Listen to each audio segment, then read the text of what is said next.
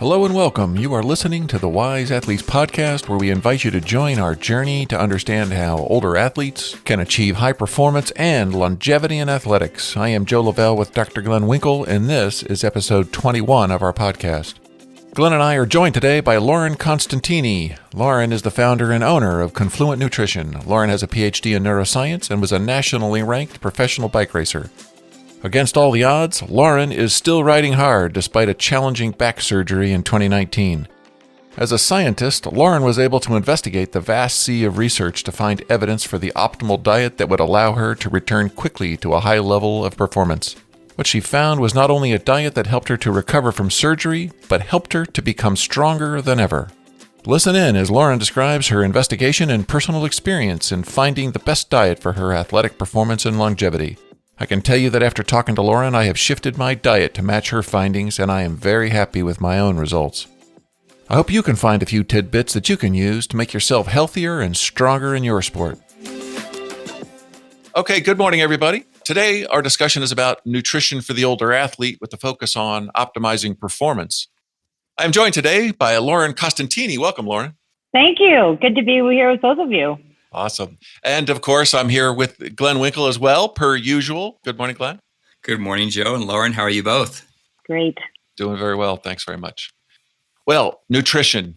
We did just have an episode about nutrition, but I love the topic of nutrition. There is so much to talk about. And today, we're going to talk about what Lauren had learned in a personal experience of hers and how that she has turned that into a service for other people to help them with their nutrition. But before we get into any of that detail, Lauren has a PhD in neuroscience. She was CEO of a wearable sensors company, was a nationally ranked professional bike racer, including taking a bronze at Worlds. Congratulations. Thank you. And now owns three businesses, a biotech consulting firm, LLC Consulting, an adventure tour guide company, Pedal Adventures, and a nutrition and wellness coaching company called Confluence. That's very impressive sounding, Lauren.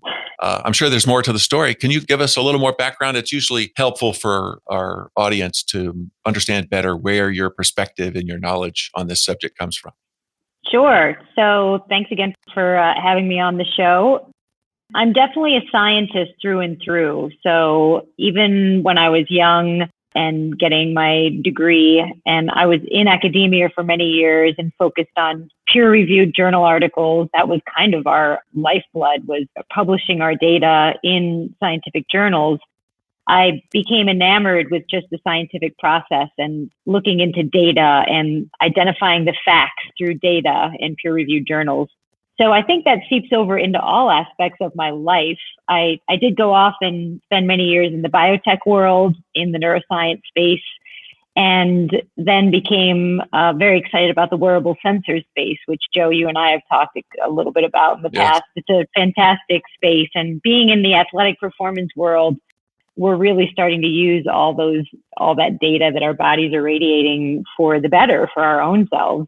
My personal story with the nutrition side is that after facing back fusion surgery last year, I was on the couch for 3 months before I could really do anything again. And all I wanted to do was heal as fast as I could, as most of us athletes are thinking about when we're injured.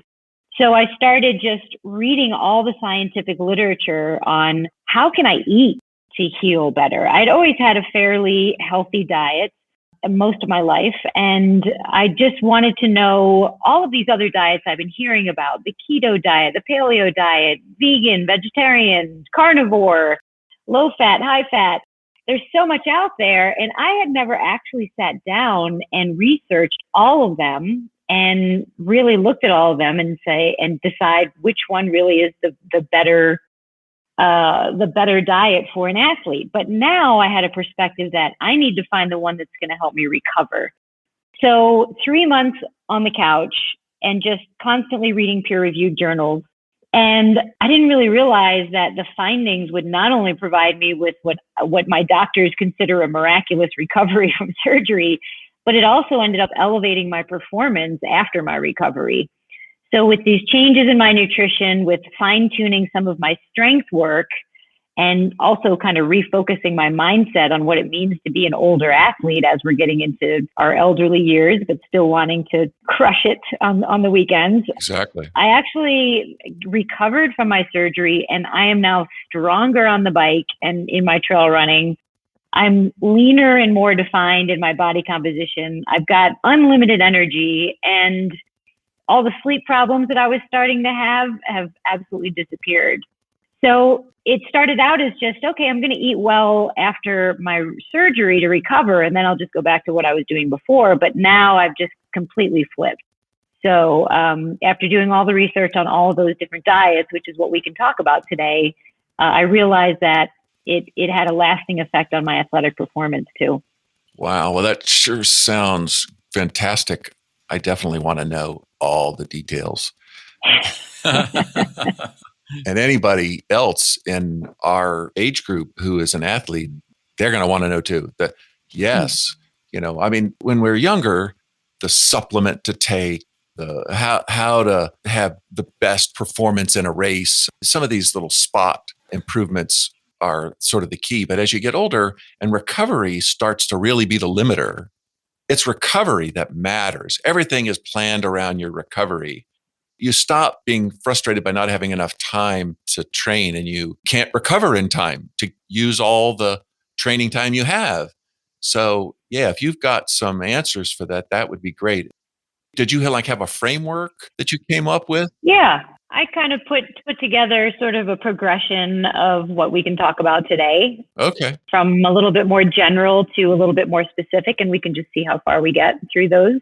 Great. So, but yeah, I'm happy to share absolutely everything that I've done in the past year. And let's see. So my surgery was October of 2019. So it's been a year and 3 months since my back fusion surgery. So all this has happened in the past a little bit over a year. So I agree with you, Joe, that when we were younger athletes, we just kind of focused on macros, which are protein, fat, and carbs. And Joe Friel and a lot of other incredible coaches always put that into our heads of carbs and proteins. And that's all evolved over the years, which we can talk about how there's such this huge emphasis on protein in this decade. And 10 years ago, it was low fat, high carb. And now we've got all these other diets coming through. But what I like to ask people first is, do you feel fully energized every single day? There's going to be some days where you're a little tired or a little less energized, but you should be feeling energized almost every day. Do you need coffee in the morning to get you kickstarted, or do you need coffee throughout your day to keep going? And if you're eating the right foods and taking care of yourself the right way, you shouldn't really rely on that coffee to get you through 2 o'clock and 3 o'clock in the afternoon. Are you recovering from each workout also? And how do you do that best? And are you irritable or moody? And I'm sure you've talked about all these things on your podcast before. But yeah, before I sat down to dive into all these different diets, to me, it was just macros, protein, carbohydrates, and fats. And to be honest, we can really stop obsessing about that, because if you're eating a pretty rounded diet, almost everyone's hitting all the macros that they need to. And this huge emphasis on protein has been blown out of proportion, I've learned, by the protein manufacturing industry and all the protein shake industries. So we really don't need as much protein as we think we do. And we'll get into that later, the nitty gritty numbers. Yeah. But I think people have lost their way in that we have to remember that muscles still work on glycogen. Carbs are still king, period. Yeah. Just right off the bat, as an example, one of the diets that has been getting a lot of interest and is kind of popping up on all the websites is the Keto Diet. Yeah. And just briefly, I looked through all the research because I was happy to try any diet that looked good on the peer-reviewed journals. There was not one study that shows that Keto Diet enhances athletic performance. So we just have to get that out on the table. There's not one study in peer-reviewed journals that show the Keto Diet enhances athletic performance, period. So I'm not going to say anything else about the Keto Diet. And I just happen to know that somebody on this conversation might feel a little differently about that. And so I think that it's fair to say that in scientific studies, even if you look at the subjects in the scientific studies, they report on the average results and statistical significance. They don't say every single person had the exact same effect. And in fact, Sure.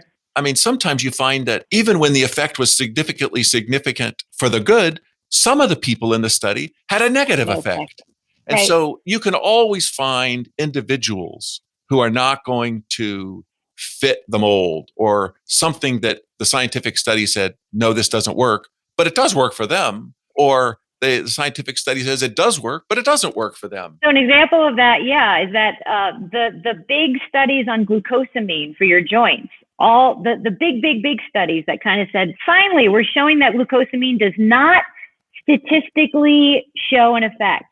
But I take glucosamine every day because I'm in that category of patients where in those studies, it did have an effect. There you go. So when people see me taking glucosamine, they go, Lauren, you're a scientist. I heard all the studies were negative. And I said, well, they were negative in the big statistical analysis. But for me, if I go 2 weeks without my glucosamine, my knees start aching. So Glenn, you're a keto guy. And I bet you feel great on it and you love it and you want everyone to go on it. But all I'm saying is when you look at the research, there's no studies that statistically show it enhances athletic performance. It definitely shows weight loss. It definitely shows that you're burning more fat than carbs. It shows all those things that people are finding. But when you look at the scientific data and you say, what enhances athletic performance at the nutrition level? And the main thing that has hundreds of papers is carbohydrates, period. Yeah. I will totally agree with you on that. But the thing is, what's really funny about that is that, and I struggled with keto for a long time. In the beginning, it was really tough because I didn't have the carbs in my system. But here's the fun part is that I'm way past that now. And so I don't really call it, Joe and I had this discussion a while back, I don't call it keto anymore because I eat carbs. I eat plenty of carbs. That's the key thing is that, you see, the science, when I read the science, I came to the same conclusion, but I was willing to try it out and see if I could make sense of it. And when I got down the road, I realized, in fact, I met Dr. Finney, and we had a discussion about this. And I guess it was Dr. Burke was coming out saying, oh, it's all wrong, body. And he was saying, no, we put the nail in the coffin way too soon. And in our discussion, I said, well, let me try this. And then I talked to Katie Compton. And we were on a bike ride, our Saturday bike ride. She said, well, try this. And so I was getting stuff from the athletes themselves, trying different things. And I figured out a way to make it work so I could eat carbs before the race and still stay in keto. Yeah. And then I found out that I can eat carbs anytime. I can drive the system so hard to the carb side, I never come out of the ability to make ketones. But that was the key is that I'm technically I'm in ketosis all the time, but I eat carbs. And that's the key. Yeah. We're not saying that a keto diet is an evil thing. No. The scientific studies do not say this is a slam dunk. But Glenn says his personal experience is really good. Right. Like I said, I'm not here to change any minds at all, but let me just tell you what I did find. So after going through all the keto, and I was excited to try keto, and then the data just showed, it's not going to help you. It's not going to help you again. My goal during my 3 months of research was recovery from my surgery. Yeah. What is going to help my bones, my muscles, and my skin to heal? So what kept popping up is a plant-based diet and the anti-inflammatory aspects of a plant-based diet and the antioxidant effects of a plant-based diet. So I was focusing on studies that showed if you break your leg, look at all these different diets. If you have surgery, look at all these different diets. I was not looking at athletic performance during these 3 months until after I was healed. So it was paper after paper, study after study that showed that it's obviously anti-inflammatory. So when you start eating more plant-based foods, these plants have tons of antioxidants in them naturally. So tomatoes and berries and bananas, and you've heard probably all this. I don't need to repeat that. But then the aspect of the inflammatory components of animal products is what totally surprised me. So dairy in particular is one of the most inflammatory things you could ever put in your body. And the data out there, they're showing inflammatory markers. They're showing inflammation in different parts of the body. Every orthopedic surgeon will kind of say, yeah, you may want to cut down on dairy when you're recovering from surgeries. And the benefits on the bone structure are minuscule compared to what the inflammatory effects are. So that's the dairy side of things. And then meat, what I learned is we as humans, when we go out for a hard workout, we obviously have free radicals in our muscles, which is what we're always trying to cull down for recovery. But cows and pigs and all these animals where we get our beef, they also have free radicals in their meat, in their muscles, and that's the meat that we're eating. And so when we're eating meat, there's all these studies that show inflammatory markers in our bodies after we eat red and white meat. So that was all completely surprising to me because, again, I was in this world of I'm going to study foods that are going to help me recover from surgery, not recover from athletic performance. So lots and lots of studies on animal products being inflammatory and then plant products being anti-inflammatory. Finding in my research on the plant-based diet, as far as recovery from surgeries and injuries, it has this huge effect on your vascular system. Obviously, plant-based diets reverse heart disease. You've probably heard Dean Ornish maybe talk about this back in the day. It reduces plaques, it lowers blood pressure, it lowers your blood viscosity without any medications. So this helps the vascular system improve the healing process. And increases oxygen transport also. So I'm still sitting here 3 months on the couch thinking, oh, this is going to be healing. This is going to be healing. I'm going to do this for 6 months and then I'm not going to be plant-based anymore. But after I kept reading about it, think about it. It improves your vascular system. It improves oxygen transport. And then I started reading more on the athletic side of things, and all these athletes that have become plant-based, they don't, and I didn't feel a huge boost in performance. Like if someone were to take EPO, they just have this huge boost in their performance. Well, when you go plant-based, you don't really feel a huge boost in your performance. But what you feel is that you can recover immediately. So because it's anti-inflammatory, because there's all these antioxidants you're now taking in, I was able to just go hard day after day after day after day. And that just means you're going to become stronger as an athlete. Yeah. So there's no magic to the fact that you're eating, plant-based, that it's going to just make you faster. It's a function of the fact that you've brought the inflammation through your whole body down to a level that is so much lower that you don't need as many rest days. And as older athletes, as you said earlier, Joe, that's the gold mine, because it's not that we don't have time to ride anymore. If anything, as we get older, we have more time to ride and we don't have time to recover. So that's exactly what I felt when I first went plant-based and got back on the bike. Did the research say that there is some sort of supplement you could take, ground up powder of vegetables, and then that's just as good? You eat whatever you want and take this ground up powder and now you're getting all the benefits of plant-based without being limited. No, I have not seen those studies. Are you saying those studies do exist?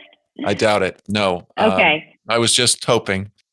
I'm actually, in part from having spoken to you several weeks ago, that sort of cemented me thinking hard about the whole plant-based thing. I've been pescatarian, I guess, more than anything for the last 10 years and been very protein focused. I was a gym rat when I was in high school. I mean, I've lifted weights and protein was everything.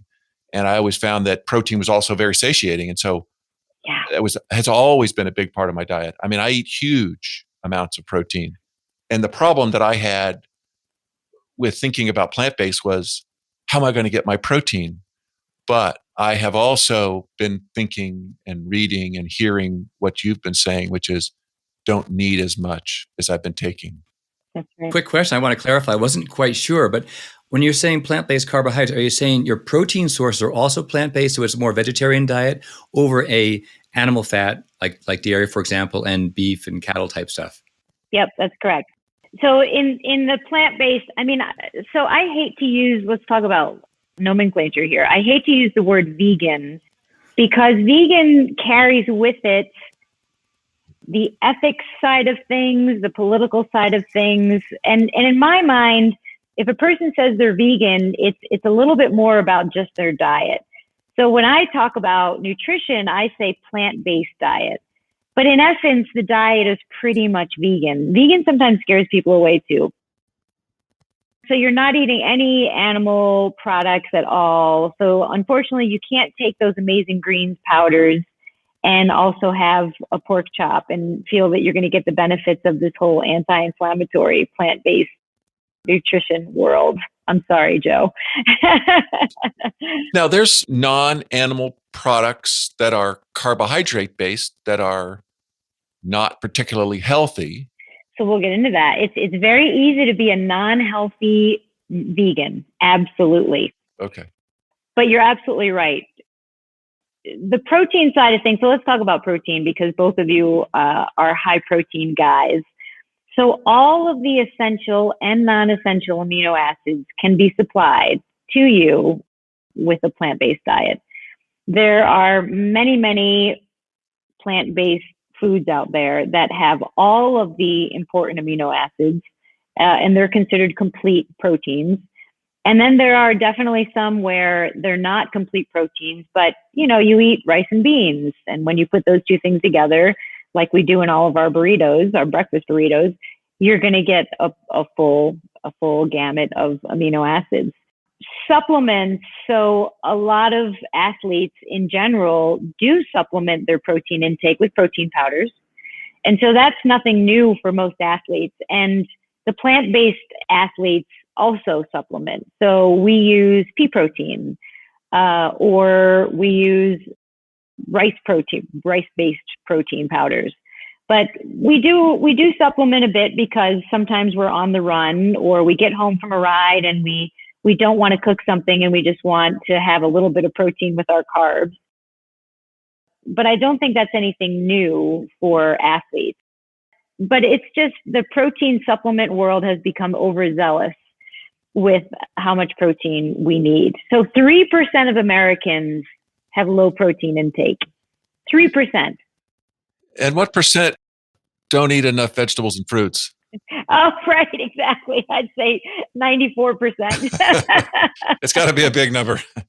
And so when you see a protein bar that says 50 grams of protein, half of that is a waste of money because when you eat protein and your body can't store it or use it, it just becomes oxidized. So you're literally peeing out this protein that you just spent $8 on a bar that said it has 50 grams of protein. So it's not only just the dose that people are taking in each sitting, but it's also the amount of protein that you need on a daily basis. Well, my understanding on that, and this also comes from my background as a weightlifter long ago, is that it comes from the bodybuilding industry. Yes. That where they're really, and it's not lies, it's just for a different purpose. These are people who are trying to maximize their genetic potential in the size of their muscles. And the only way to do that is to have a continuous stream of amino acids in your blood 24 hours, 7 days a week. And, if you're just trying to be fast on a bicycle or a good runner, you don't need that. We're not tearing down our muscles like people have been taught that we're tearing down muscles. We're not now. Granted, again, this is when I was recovering from back surgery. They had cut all the muscles on each side of my spine, and I was just picturing, oh my God, that's worse than a muscle tear. I can't believe they just cut the muscle off of my bone, and I have to grow it back on. How am I going to do that? So that's where, again, I was reading a lot about plant-based proteins. And when you eat, like I said, we're all kind of taking these protein powders, but when you get your protein from whole foods, that's the most bang for your buck because the whole foods also have the antioxidants and the micronutrients, the vitamins and the minerals. So you're not only getting the protein from the whole food and it's being integrated into your body quickly because it's more bioavailable, but you're also getting all these other things that the whole food is giving you. So most of the people that I work with do take some kind of protein powder, and I do also, but we try to get most of our protein from whole foods. Yeah. So tell me about the calorie issue. For people who are not exercising, then that's a challenge. For people who are exercising a lot, then the problem is they got to get enough calories. you're not going to recover well if you're losing weight while you're exercising hard. So how do you get enough calories? It can't be you burn 2,000 calories on the bike in a real hard bike ride. Now you eat, 16 cups of peas? No. So yeah, this is what people think, that, being plant-based is just a bunch of broccoli and carrots and how you're going to eat with that. So for people who are trying to lose weight, obviously the plant-based diet is they love it because you can eat. I even sometimes make a salad in this huge mixing bowl. It's kind of embarrassing sitting in my house eating out of this huge silver mixing bowl, that you can just fill the whole thing and you get full really fast, and then you've only eaten 400 calories. Sure. A lot of water and fiber in that food. Right. Exactly. So for the athlete, though, that is burning 2,000 calories on a ride, you've got to remember there's the nuts and the seeds and the avocados and the tofu and tempeh. And so I can get a lot of my calories with all natural peanut butter and almond butter. It's surprising how that can add up. And then you've got seeds as well. So if you start putting pumpkin seeds on your food and start putting lentils and black beans and refried beans and all those beans, they're all very calorie dense. And when I'm working with people who are trying to lose weight, they are attracted to those things because they're delicious on a plant-based diet. But those are the things that I say, well, you have to eat those in proportion to the other calories in your diet, because that's a lot of calories in the seeds and nuts and legumes. For athletes, it's perfect because it's solid protein. It's 100% all the amino acids that we need, and it's filling. You come home from a ride and you can make yourself another burrito. You had a breakfast burrito for breakfast. You can have a burrito for lunch too on a plant-based diet. Oatmeal and all the different types of oatmeal cereals, depending on whether you get the quick oats or the complete oats, or breakfast of warm quinoa with berries and bananas and soy milk and lots of pumpkin seeds on top. That's a lot of calories. Those calories can add up. And that's a great blend of carbs and proteins as well as healthy fats. So there's a lot of things in the plant world that are pretty high in calories that I rarely see people saying I can't get enough calories as an athlete. Well, that's cool. Now, one of the issues, one of the things that people who are like into this carnivore thing, and I think even some keto people are, they like poo-poo the whole fiber thing. Oh, I don't need fiber. Or maybe they've even had digestive issues. And the carnivore diet, like no fiber, actually makes them feel a lot better. So if they were to go to a plant-based diet, they would have to have a lot more fiber in their diet.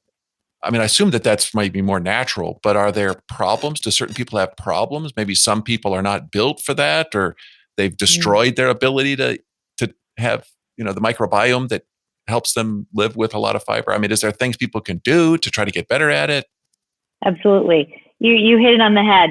So initially, with that added fiber, there is definitely a learning curve that your gut and your GI tract has to acquire. So I usually don't say, okay, go start eating a ton of broccoli and a ton of lentils and come back to me in a week and tell me how you feel. That would be miserable for everybody involved, if you know what I mean. Yes. We usually start off with easing into it. So again, you've got all the grains that you can eat on a plant-based diet. So rice is not going to be bothersome to the GI tract. Oatmeal is not so bothersome, maybe a little bit of bloating. But so when it comes to getting more veggies and getting more legumes, I always have people mix them with those kind of very bland types of grains that are going to sort of, I don't want to say scientifically soak up the fiber, but you balance the fiber with quinoas and grains and oatmeals and rice and bread. You can have bread also, high grain bread. And so that balances out that increase in fiber. But we do take everyone up slowly on that. We don't go full on into the full fiber. what's interesting is that the data out from National Institute of Health and the CDC are showing that this big upsurge in the carnivore diet and these low plant-based diets there's a correlation between the increase in those diets and there's a huge increase in colon cancer over the past 10 years or so. Now, we can't, obviously, there's actually a correlation between babies' births and stork migration. So we know that that's not always a scientific correlation, cause and effect, but the correlation is pretty interesting when you look at the fact that people are now eating zero fiber and they're living on meat, and it's just showing an increase in colon cancer. But back to the protein real quick, the wonderful thing about being around in this day and age too is that there are companies like Impossible and Beyond that are making these plant-based meats that, as you probably all know, they're not healthy foods. They have the same amount of saturated fat, they have the same amount of sodium, they have the same amount of calories as a regular burger, but you are getting a little bit less of the inflammation that you would if you were eating a beef burger. So we try to eat those in moderation. They are so delicious though. I mean, they're just great. They're so delicious. But the fact that they're still very highly processed foods. So you're not going to get a lot of nutrient density out of them. And what I'm always focusing people on is you want the nutrient dense foods that are out there. And I have this table that shows the best plant-based sources of protein.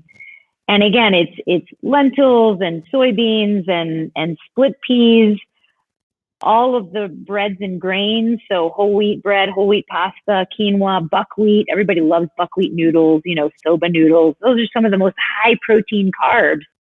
So you're getting this great blend of carbs and protein. And from a athlete standpoint, it's incredible. And then back to the nuts and seeds that are really high calorie, you start sprinkling pumpkin seeds and peanuts and walnuts and pistachios, and you're eating sunflower butter and almond butter and cashew butter. Those are such good sources of protein, fat, and calories for you that we never have problems reaching our calories when we're eating those kinds of foods. And then you top the majority of your plate should be fruits and vegetables. And that's just icing on the cake because you're getting your micronutrients without taking multivitamins.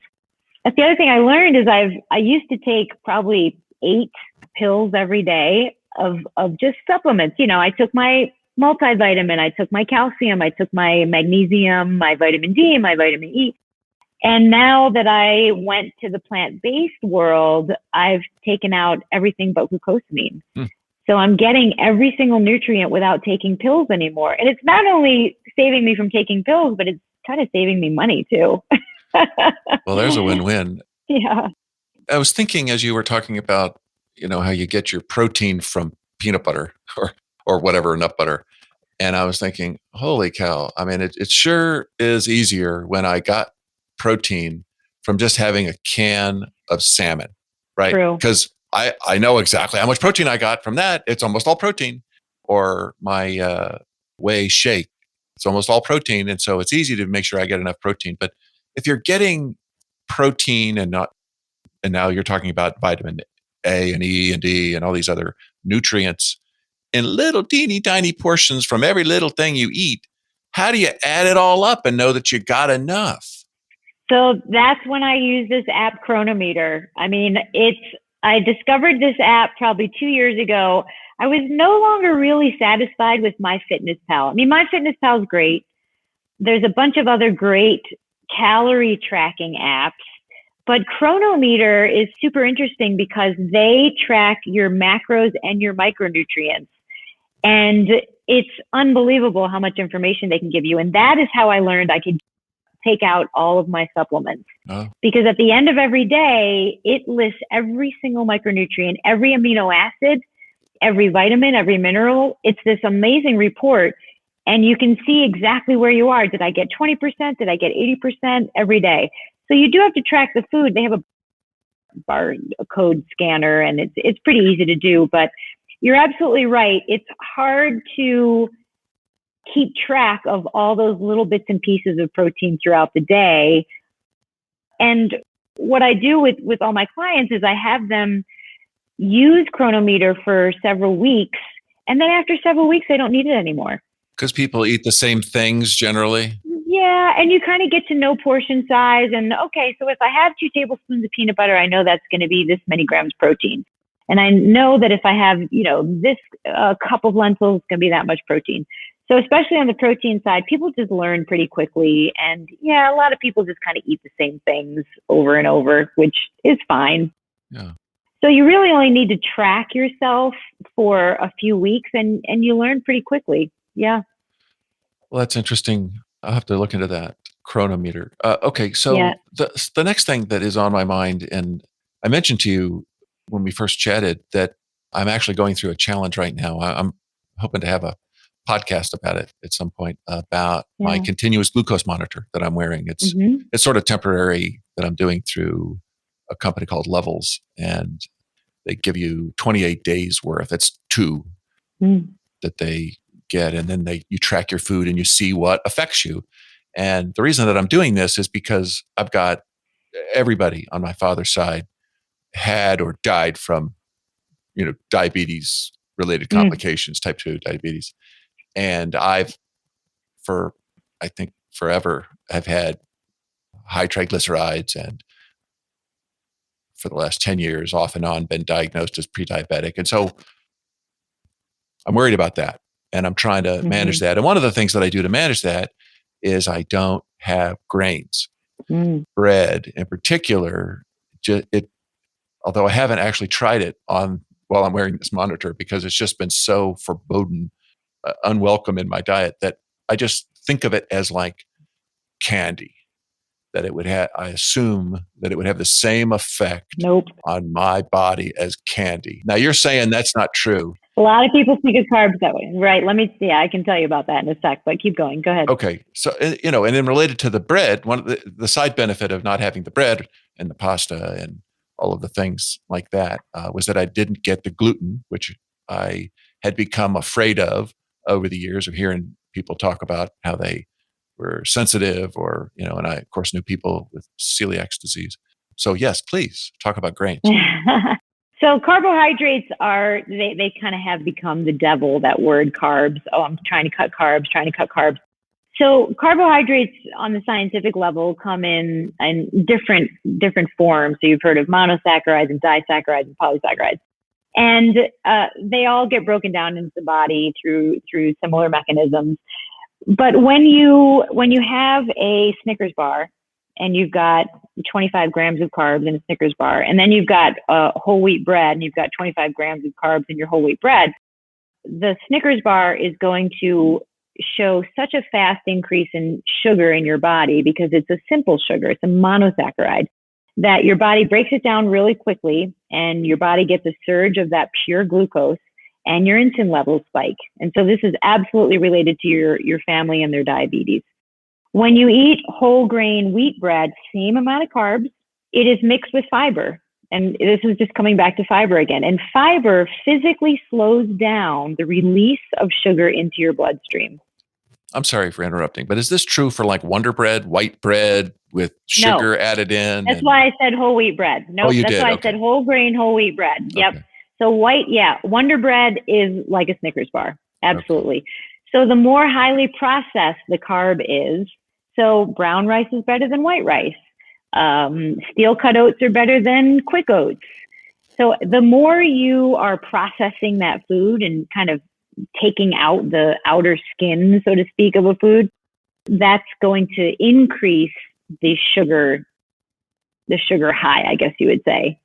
And then that is what spikes insulin.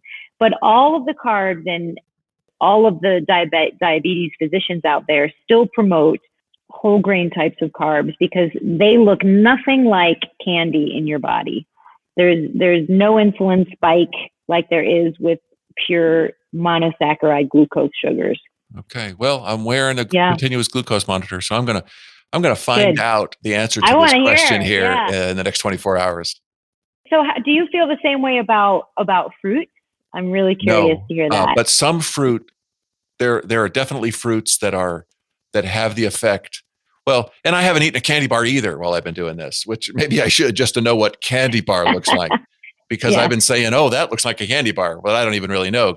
Apples, for example. Whoa. Correct. An apple which is full Yeah. of fiber, but the sugar in an apple, boom, hits me Mhm. big time. But berries don't. Blackberries, blueberries. Correct. Absolutely. Berries have a lot more fiber than things like the apples and bananas and even carrots. So now you're talking about glycemic index. Yeah. And every food that you know has a glycemic index. But what's interesting is watermelon and a cupcake has the same glycemic index.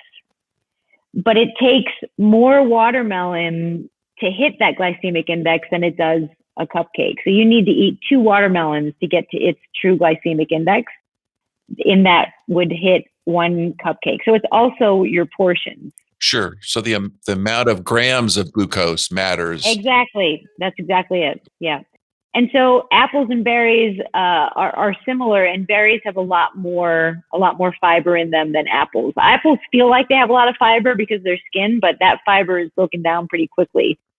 So that's why berries have become just the end all be all, because they're so high in antioxidants. They're not a sugar spike, but they give you the carbs that athletes need. So everyone listening to this podcast should be eating like a pint of blueberries every single day. Okay. Well, I can raise my hand on that one. It's the bread that I have to find out about, and I'll tell you that I love bread. Giving up bread was one of the hardest things to do. You don't need to. Whole grain, the really, really grainy breads that have substance to them. Now, there's still a lot of calories in it. So, but that's a different question. And you're just saying that from a blood sugar perspective, Correct. I shouldn't fear the bread. Maybe Correct. I shouldn't eat a loaf of it. Well, you shouldn't eat a loaf of anything. Okay. So that's it. So you've got the nutrition side of things, and then you've got the weight loss side of things. And I am working with a lot of people who are trying to lose weight as well. And I provide them recipes that are going to be plant-based, get all their micronutrients so they don't have to take supplements, and are also low in calorie, but still satisfying. Yeah. So yeah, that's the trick. Plant-based and low calorie, I think, works, if you're eating vegetables in particular.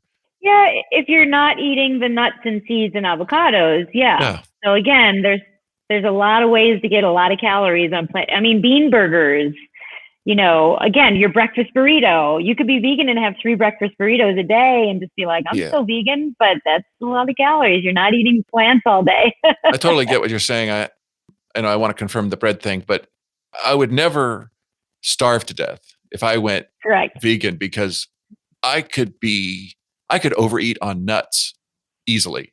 And in fact, whenever I have nuts in the house, I'm putting on weight. Yeah. Your daily portion of nuts for a weight stable person is like 3 nuts. Yeah, you've got to weigh it out. You get 3 handfuls? Oh, you better skip some meals, baby. Well, I think that's also why it's become, 20 years ago, trail mix and granola were considered health foods. And now everyone knows trail mix and granola are 2 of the most sugar-laden, high-calorie, high-fat, and you have a hard time portion controlling those 2 things because granola is so delicious, and who eats a half a cup of trail mix? Right. So lots of calories. Yeah. So I agree with you. Nuts, okay. You can go far with nuts. So from the weight loss standpoint, you're absolutely right. Being plant-based makes life easier if you are trying to lose weight. And so I've seen a lot of great results with people that they look at this chart that we have that talks about calorie density, and the lowest is veggies, then it goes fruits, then legumes, then processed carbs, which is the Wonder Breads and the scones and the cupcakes, and then come the meats. And so from a calorie standpoint, meats are pretty much the highest calorie dense food you can eat too. So makes it a lot easier to lose weight if you lean more plant-based. And again, I'm not out here to preach to anybody that everyone should go plant-based. It's not for everybody. And I'm working with clients who have flat out said to me, I eat burgers and I eat cheese, and I'm not giving any of those up. And I say, that's fine. We'll work with that. That's perfectly fine. What could you do for a person like that? Oh, well, nutrition is still, they're not going to get the anti-inflammatory effects that plant-based will, but I'm still working with them on their nutrition and their micronutrients, and we'll have a little bit more of that, have a little bit less of that. We're just going to tweak this and that, and bam, you're off your supplements and you've got more energy.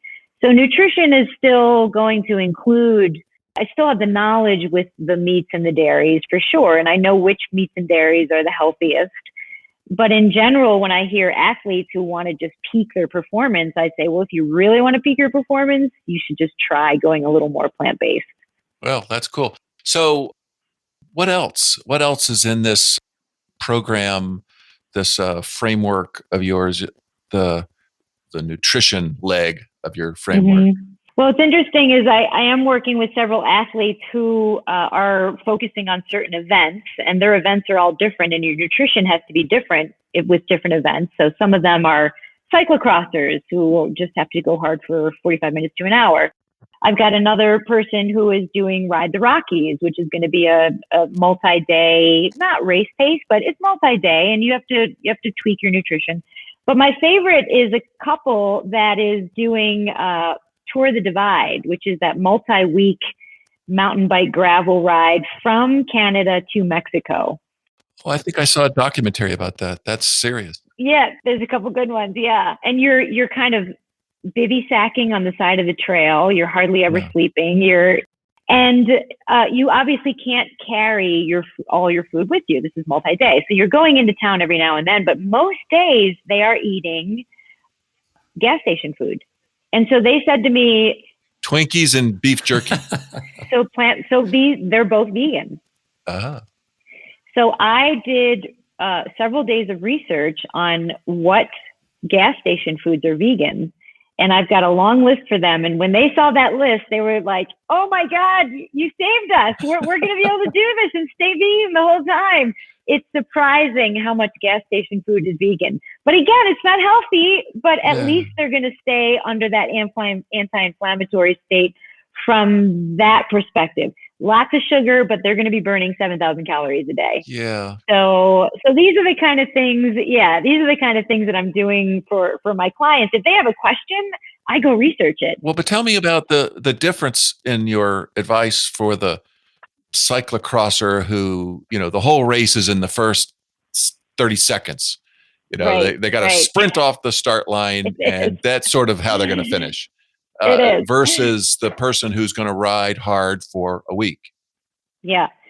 So that is more about when you eat, leading up to when your ride is. So cyclocross, back when I was racing cyclocross, if my race was at 8 a.m., I'd have to get up at 5 a.m. to eat breakfast because you've got to fully digest it.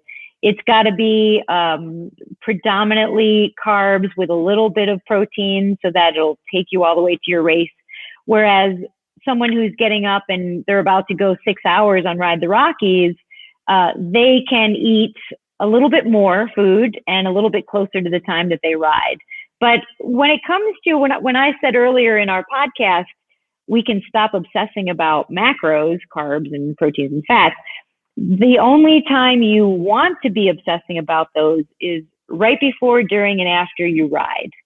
So then we still do have to focus on macros. And again, people think you come home from a ride and you have a protein shake. We have to remember that muscles work on glycogen. And when you come home from a ride, you still want to have as many carbs as you can with a little bit of protein. So ideally, it's a 4-to-1 ratio. So this whole come home from a ride and have protein, you're harming tomorrow's ride by doing that. You've got that 1.5 hour glycogen window where your muscles are ready to take in glucose to, again, heal. This came from my whole, how do I heal faster? Your muscles have an hour and a half where they're saying, please give me glucose so I can get ready for tomorrow. And if you feed them protein, that's doing nothing for tomorrow's ride. So it's those kinds of tweaks that I have to think about. Well, what is their event? Are they going day after day after day? Is it just one hard effort and then tomorrow they've got a rest day? And those nutrition pieces, especially if you're plant-based, are going to look different. Well, you had mentioned sleeping, which, as we get older, more and more of us, me in particular, struggle with getting good sleep every single night. And, and I've heard different things. It's better to not eat a long time before you go to sleep, sort of a circadian rhythm type of a thing. And then I've also heard people say, oh, you really do need some carbs before you go to bed. It has an effect on your cortisol production at night, blah, blah, blah. What did you find that fixed your sleeping issues? Yeah. I found that something about the plant-based inflammatory diet with the vegan world is kind of calming the whole body down at night. And the science behind that is not fully worked out yet, but and that's a separate point than your stop eating at 8 p.m. I have everyone that I work with stop eating at 8 p.m. And that's mainly because you don't need fuel to go to sleep. The only time that you would need to eat at 8 p.m. is if you're on a multi-day back-to-back, like this couple who's doing Tour Divide. You do want to eat something before you go to bed, because tomorrow morning at 8 a.m., you're going to get up and do 8 more hours, and the next day 8 more hours, and they're doing that for weeks at a time. But I have everyone that I know stop eating at 8 p.m. So number one, almost everyone sees a drop in their weight. So a lot of people who do eat after 8, that turns almost immediately into fat. Because think about how fuel works. You eat something and then you burn it off, and then you eat it and burn it off. So if you eat at 8 o'clock and then you watch a Netflix movie and then you go into your bed, when are you burning that off? And while you're sleeping, it's turning into fat. So it's being stored either as glycogen in your muscles, or it'll be stored as fat. So I suppose the pushback on that could be, as long as that's included in the amount of calories that you're eating, that is balanced with the amount of calories that you're burning, then yeah, maybe you're turning that into fat while you sleep, and then you'll turn that into energy for your body later. Yep. But a better way to do it might be to turn it into energy when you need it, when you're awake, and not be more tired during the day and more awake during the night. Because your digestion is a thermic process. So I also feel that that's the reason that not eating right before bed is kind of bringing your body down, calming it down. It's not so energized. If you eat, your body is now revved up and digesting, and that's an energy producing thing. So it's a little bit harder to sleep when your body's in full blast digestion mode. So the last thing I've got, timing. So we just talked about the sort of the circadian rhythm thing, eat during the day, not at night. But is there other sort of and you mentioned before races or during rides or right after rides, but are there other sort of cyclic, periodized things that people should be thinking about? Well, yeah, we've only got a few minutes left, but so the difference between intermittent fasting and fasted workouts are two completely different things. So intermittent fasting has gotten very popular. I absolutely love it, even though I don't always do it. So the data on the peer-reviewed clinical trial data in intermittent fasting for not just weight loss, but it activates genes in the body for longevity. So years and years and years ago, we knew that the only thing that increased longevity, the only thing ever shown, is calorie restriction. But we didn't know why. So the past 5 years, David Sinclair and a couple of other guys from Stanford and Harvard and MIT have been looking at the genetics of why does calorie restriction increase our longevity. And they're showing that the genes that are activated when you make yourself hungry at least once a day are all of these anti-inflammatory and longevity genes.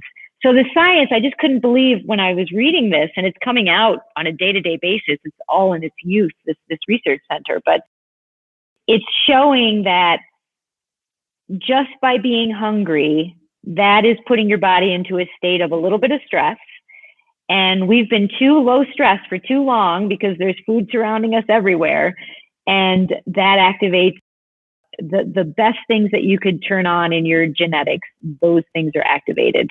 It's unbelievable. That's really interesting. Now, it's hard to do that as an athlete because most of the intermittent fasting is 16-8. And so you stop eating at 8 and you don't eat again until 12 or 10 the next day. But I want to get my workout in. But so I work with my athletes on, well, do you want to do intermittent fasting? You have to break your fast early if you want to do a fasted ride. So they're two very different things that we have to look at independently, but we can always figure out a way of joining them up and making it happen healthy. Interesting. And then the grazing, I'm a big grazer, and the data show that metabolism is not slowed down if you graze versus have three meals a day. I was always curious about that because I'm a big grazer. What does that mean? So grazing means instead of having 3 big meals a day, I kind of snack all day. Oh. Snack meaning I eat healthy foods, but I'm putting something in my mouth almost every hour. Glenn, is that what you do also? Oh yeah, definitely. Years ago, that was seen as very healthy because the idea was it keeps your blood sugar levels stable all day long. So you're not having these 3 spikes of blood sugar a day. But then years after that, the data, well, there was actually no data. The hypothesis was that, but if you're constantly digesting, that's putting your body into stress. So you need your body to rest from digestion throughout the day. So that's why you should have 3 meals a day or OMAD, which is 1 meal a day. But there's no data on that it shows that it changes your metabolism at all. So grazing versus 3 meals a day, you can do either. And I guess related to that, you were talking about intermittent fasting, which is sort of, an old school person might say, that's like meal skipping, right? Yeah. So it's not really fasting exactly. It's just not eating all your meals.